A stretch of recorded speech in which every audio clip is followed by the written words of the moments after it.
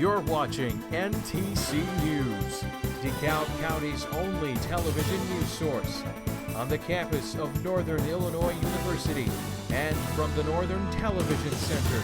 This is NTC News Tonight.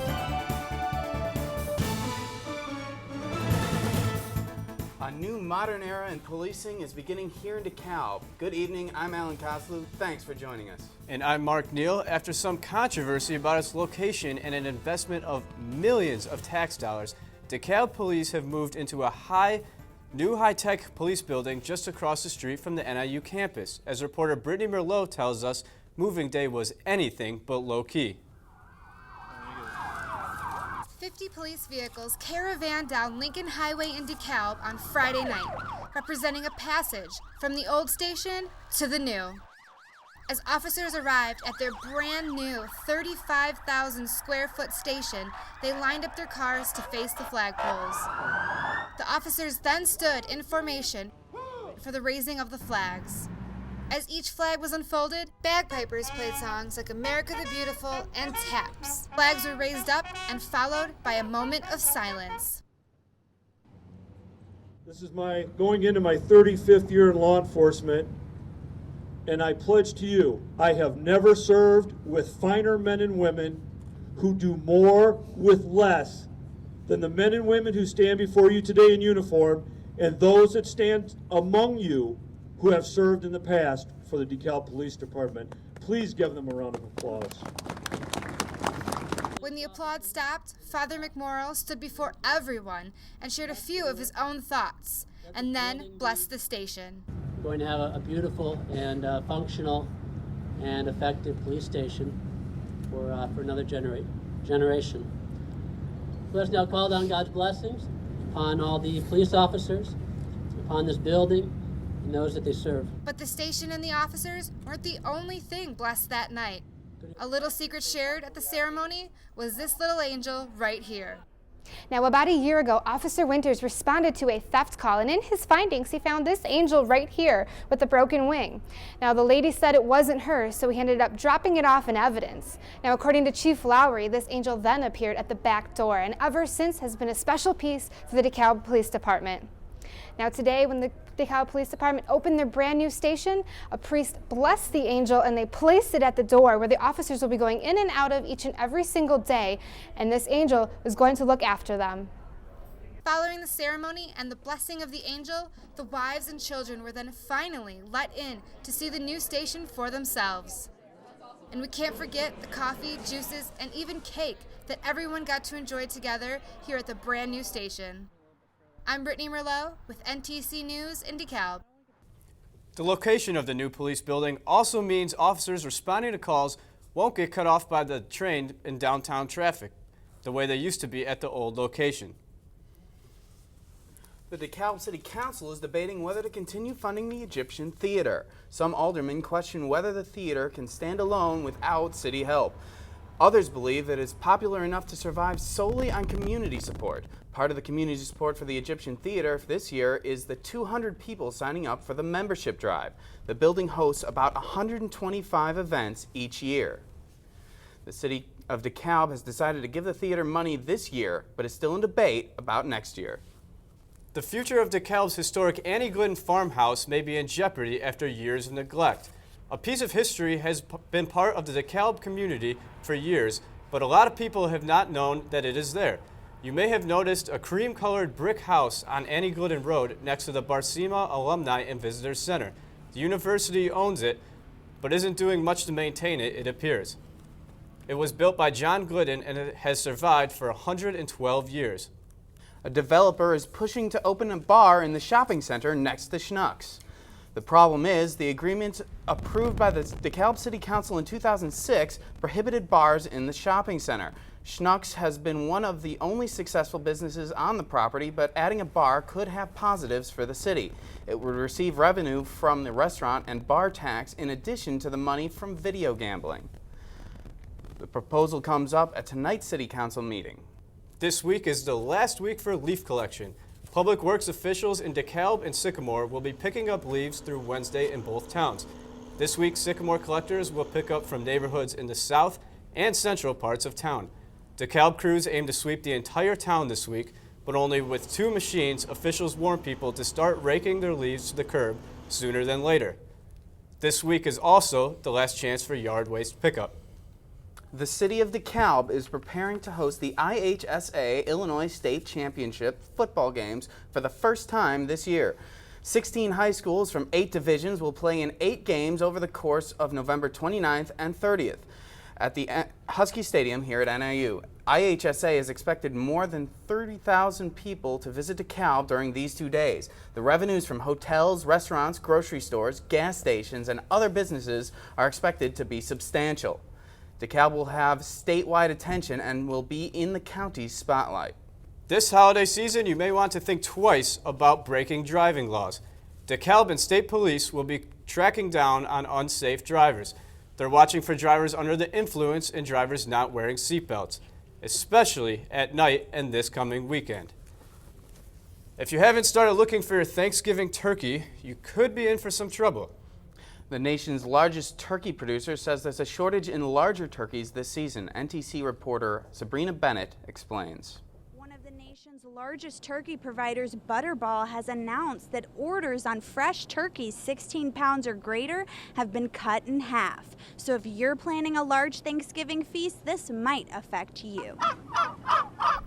But for those people going the fresh turkey route, you don't have to look too far to find them. Howard Kaufman Turkey Farm, also known as Hoka, has been providing fresh dressed birds to the northern Illinois area for more than 70 years. Some people might be a little curious about the benefits of fresh over frozen turkeys. If you're looking for a local fresh turkey that was grown for your Thanksgiving, a fresh bird is the way to go. It was raised local, it has been produced local, and it's sold local. So what has people coming back for these particular turkeys? They're drumstick good, finger licking good. So that's about all I can tell you. It's worth the price. It's only once a year, so.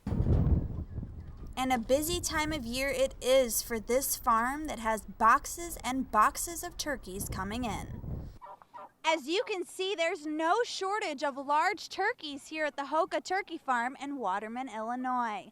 They produce about 80,000 turkeys, which makes them the largest turkey farm in the state of Illinois. These turkeys have also started a family tradition for some people.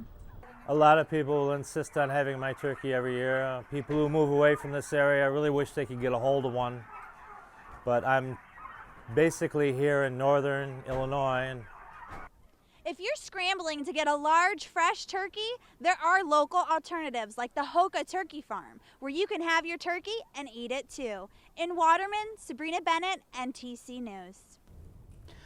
I am glad I don't have to get a turkey this year. Me too, Alan. But before we go any further, let's take a look at our weather window this Thanksgiving week. We've got Jodi Wright with us. It looks like the snow is starting to stick, huh? I know, but we only got less than I would say a half an inch of accumulation. First, before we take a look at our temperatures, let's take a look at what's happening in the south. Flights have been canceled all over Dallas, Texas, and that system that moved out of the southeast is moving into Texas and brought them lots of snow. It's not a good start for the travel weekend.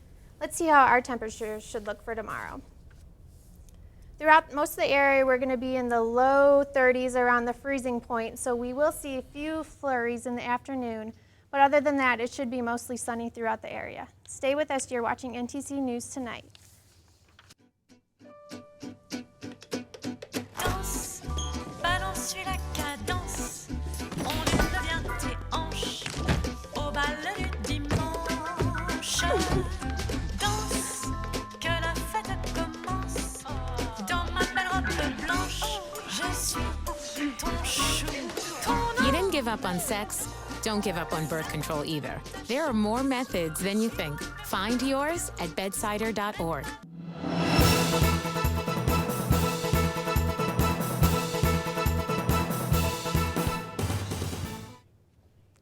Welcome back, everyone. I hope you enjoyed the light snow that we got today. It was a little windy, so make sure you wear your hat so your hair wasn't flying all around. We saw a high right above the freezing mark, so that's what made the snow. stick. And then our sunrise was at closer to 7, so the snow just started coming down. Tonight we're going to see this low in our area, and as it comes through our area, that wind's going to pick up, and we're going to see gusts up to 25 miles per hour. And then into tomorrow, Tuesday, all this rain will come up into the area into the south, and they're going to see most of the precipitation. But in Wisconsin, this little patch of snow will move into our area, but we won't see a lot of accumulation. And then tomorrow night, this low will continue to go into our area, which will keep the winds pretty high, up to 30 miles per hour in some areas. For our holiday travel weather Wednesday, we will see a cold patch in our area, and it will be pretty windy, so make sure you bundle up. But good thing we're not like the New England and the South down here. They're going to get tons of precipitation, and they might even see some snow up in New York. Tonight we're going to see mostly cloudy skies with a low of 23 degrees, so bundle up. Into tomorrow, we will see that chance of snow after 3 p.m., but it will be mostly sunny, so hopefully nothing will stick. And then into tomorrow night, it will be mostly cloudy and that snow will continue, but it will die off around midnight. And then on to my 5-day forecast. On Tuesday and Wednesday and overnight on Tuesday, it will be pretty windy, so make sure you bundle up because it will be blistery because all that cold air. But fortunately, into our holiday weekend, the temperatures will rise, and for you Black Friday shoppers, you will have to bundle up because it will be 18 degrees that night. But it will be pretty sunny, so hopefully it won't get too chilly for you. Thank you. That's all for the weather. Let's take it back to the desk. Thanks, Jodi. You know, some people here in DeKalb aren't just wearing sleeves just because it's cold out. That's right. Some are wearing a different type of sleeve for more artistic expression. NTC reporter Cassie Santrella takes us to a local tattoo shop to meet an artist whose passion for tattoos runs deeper than the eye can see.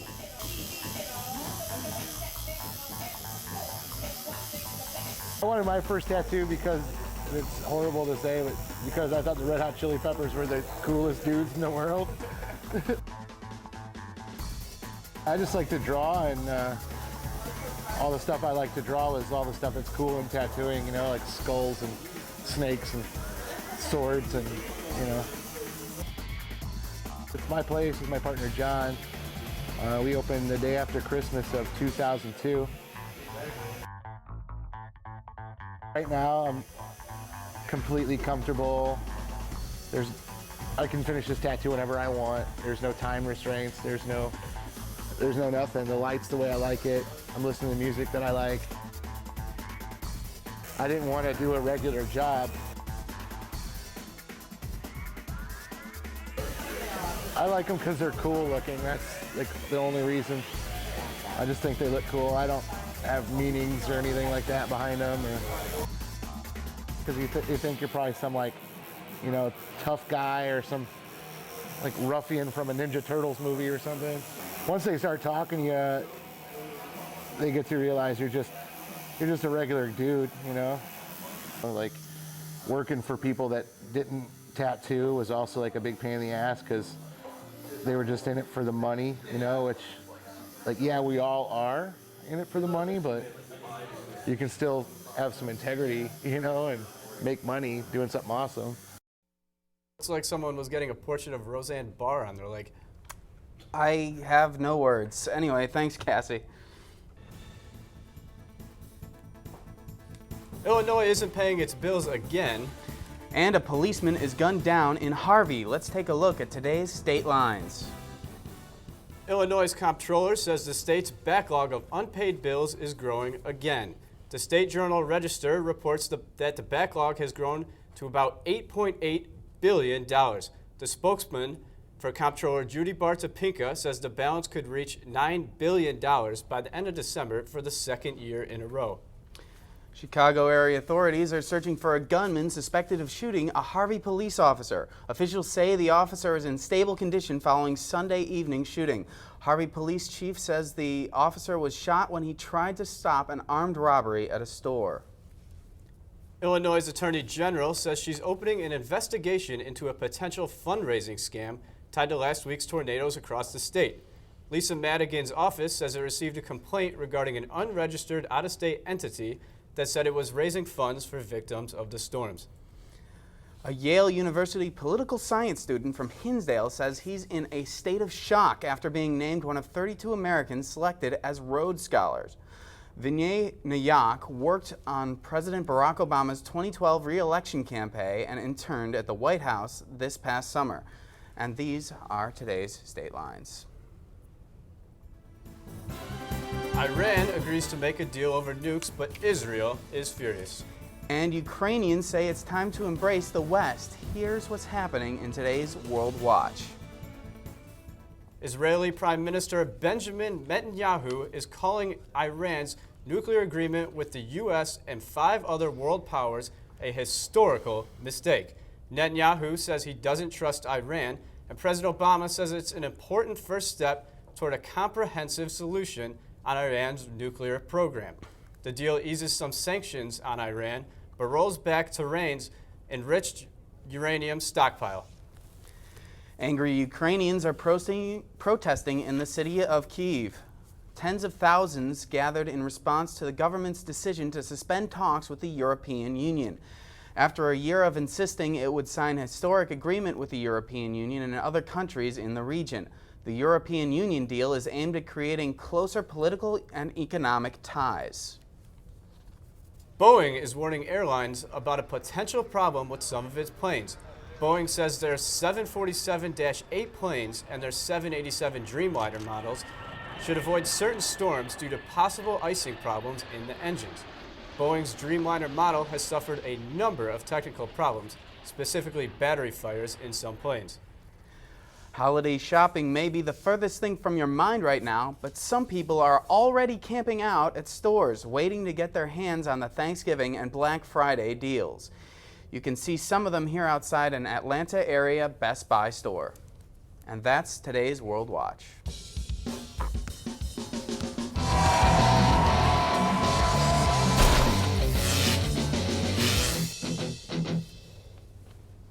Things are really looking up for the Huskies going into this final week before the championship weekend in college football. After beating Toledo this past week, NIU finally jumped ahead of Fresno State in the BCS standings to number 14. Now Fresno State slipped down 1 spot to 16. Such an exciting day for NIU, but the Huskies have some business to take care of still, taking it 1 game at a time. Tomorrow night, the Huskies will take the field for the last time this season against Western Michigan. And for all the seniors, it will be their last home game ever here at Husky Stadium. Last night, it was a battle of the brothers for Kyle and Chris Long when the Bears took on the Rams. Second quarter, 21-7 Rams. Josh McCown finds Brandon Marshall for the 3-yard touchdown. And later, the Rams up 6. Benny Cunningham goes off to the right side and stretches the ball across the goal line for the 9-yard touchdown. And later in the fourth, the Rams' Robert Quinn strips McCown and recovers the fumble, and he'll run it back 31 yards for the touchdown. The St. Louis Rams will win it 42-21. And to the hardwood, the Bulls taking on the Clippers without Derrick Rose. Picking it up in the third, Chris Paul taking care of business with a pass to Blake Griffin flying through the air. Griffin finished the night with 15, and later in the third, Chris Paul coming around the screen, steps back and hits it. With 3 minutes to go, Clippers inbound it quick to Chris Paul, floats for a perfect half-court pass to DeAndre Jordan for the jam, and the Clippers win it 121-82.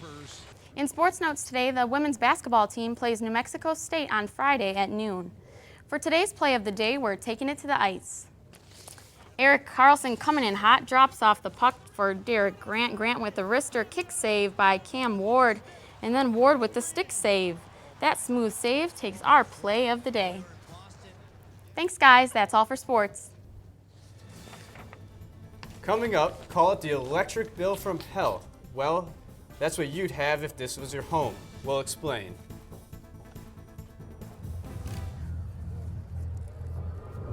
Looking for these? You drive buzzed. It could be one very expensive ride. First, you gotta make bail. then pay me to get your car back. Your insurance premiums will go through the roof. And my legal fees just keep adding up. All told, it could end up costing you $10,000. Buzzed, busted, and broke. Because buzz driving is drunk driving. Remember Clark Griswold from the movie Christmas Vacation? He had all those lights up on his house. Well, that's minor league compared to what we found in Australia. Take a look at this world record. More than 500,000 Christmas lights adorn this home in Canberra. This amounts to about 31 miles of lights. David Richards and his family originally set a world record 2 years ago. The display took them months to set up, so they didn't do nearly as much as last year, and a New York family beat the record. Well, this year, he sent up 500,000 lights and reclaimed the Guinness record. We hope you have a bright and peaceful Thanksgiving holiday. If you're traveling, please be careful on the road. We want to thank you all for being with us. We're going to take a holiday break of our own, and we'll be back next Monday. Happy Thanksgiving. Goodbye, everyone.